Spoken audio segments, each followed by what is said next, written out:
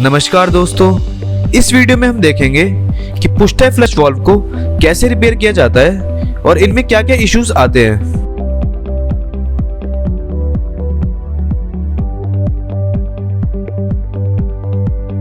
Flush valve चाहे 1 इंची का हो, 1.25 इंची का हो या 1.5 इंची का हो, सभी साइज में सेम कार्ट्रिज लगती है और सेम इश्यूज भी आते हैं। फ्लश वाल्व को रिपेयर करने के लिए हमें प्लास, 24x27 का पाना और स्क्रू ड्राइवर की जरूरत पड़ती है। सबसे पहले हम ये देखते हैं कि फ्लश वाल्व में क्या क्या इश्यूज आते हैं।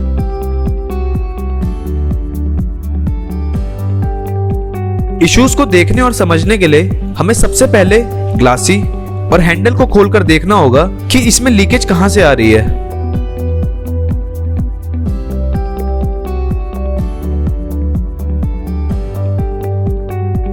फ्लश वाल्व में हमें 2 तरह के लीकेज इश्यू को फेस करना पड़ता है।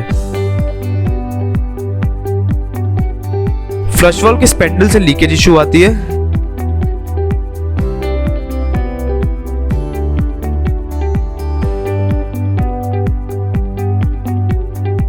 फ्लश कॉक की लाइन में डस्ट जाने की वजह से होल्स ब्लॉक हो जाते हैं, जिससे एयर पास नहीं हो पाती, जिसकी वजह से फ्लश कंटिन्यू चालू रह जाता है।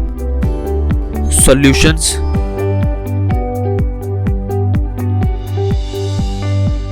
सबसे पहले हम ग्लासी खोलेंगे।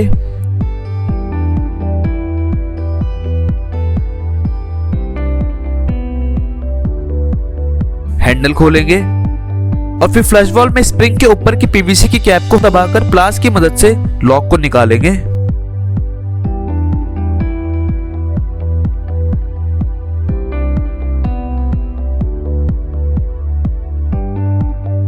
और फिर स्प्रिंग को भी निकाल लेंगे। ध्यान रहे, सभी निकले हुए पार्ट्स को संभाल कर अलग से रख देंगे ताकि इनको दोबारा लगाते वक्त कोई दिक्कत ना आए। फिर आपको इसके अंदर एक पीवीसी किट दिखेगी जिसे हम स्क्रू ड्राइवर का यूज कर खोलेंगे।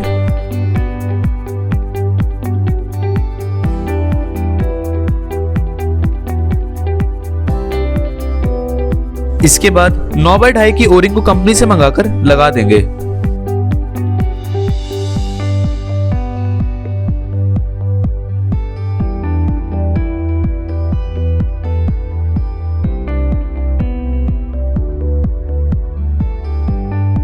फिर पीवीसी किट को दोबारा लगाएंगे।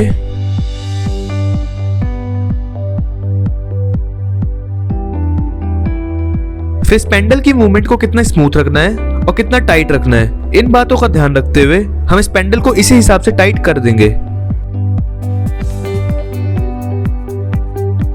फिर इसे दोबारा से सेम प्रोसेस को फॉलो करते हुए इंस्टॉल कर देंगे।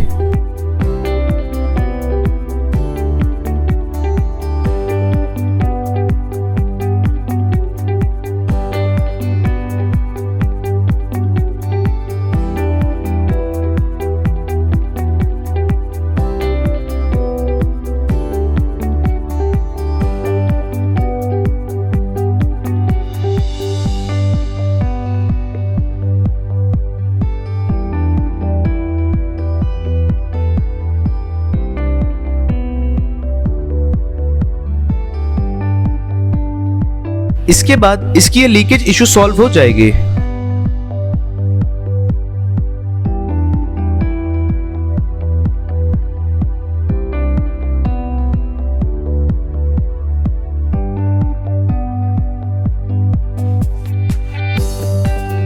अगर हमारा फ्लश कंटिन्यू चलता रह जाए तो 24x27 के पाने की सहायता से इसे खोलेंगे।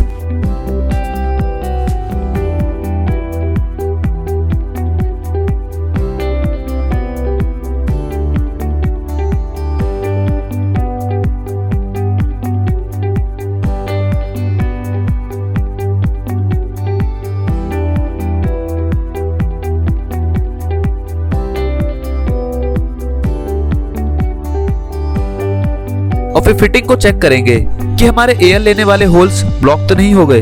अगर होल्स ब्लॉक हो गए हों तो इसे साफ पानी से साफ कर इसके अंदर से डस्ट को निकाल देंगे और अंदर वाली 41x3 की ओरिंग को निकाल कर देखेंगे कि कहीं ये ओरिंग डैमेज तो नहीं।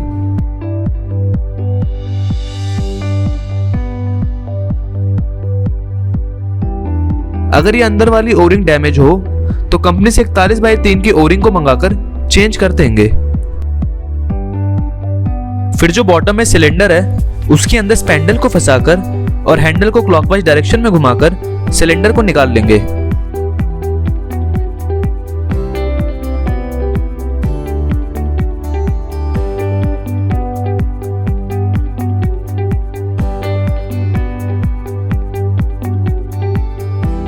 फिर स्क्रू ड्राइवर की मदद से हम एक लाइन खींचेंगे जिससे कि इसमें एयर पास होती रहेगी और एयर ब्लॉकेज की वजह से इसमें कोई लीकेज इशू भी नहीं आएगा।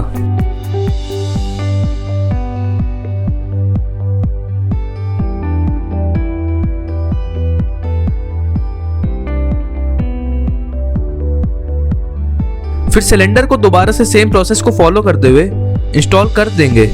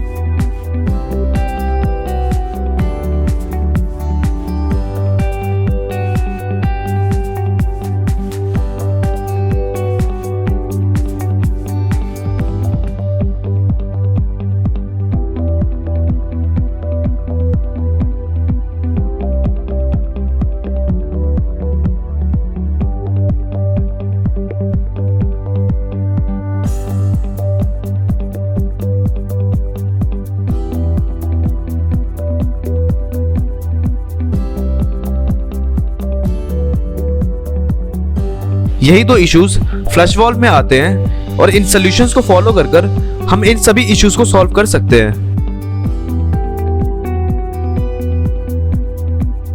अब एक बार हम फ्लश वाल्व की फंक्शनिंग को भी समझ लेते हैं। जैसे कि इस फिटिंग में हम जो पार्ट देख रहे हैं ये इसका सिलेंडर है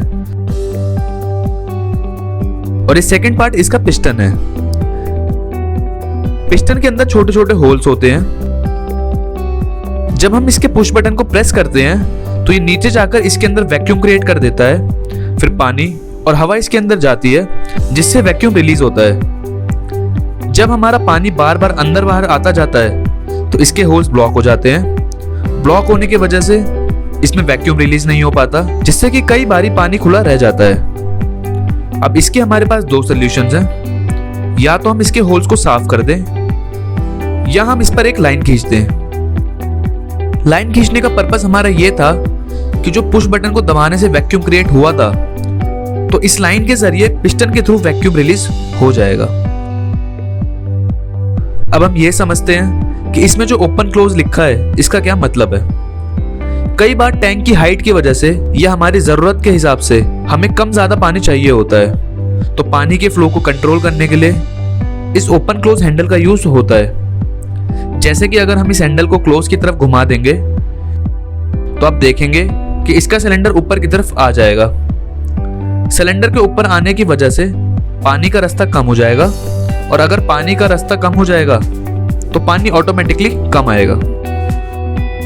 अब जैसे हमें ज्यादा पानी चाहिए तो इसे हम ओपन की तरफ एंटी क्लॉकवाइज डायरेक्शन में घुमा देंगे तो इससे इसका सिलेंडर नीचे जाएगा और फिर पानी का रास्ता बढ़ जाएगा जिससे पानी ज्यादा आएगा।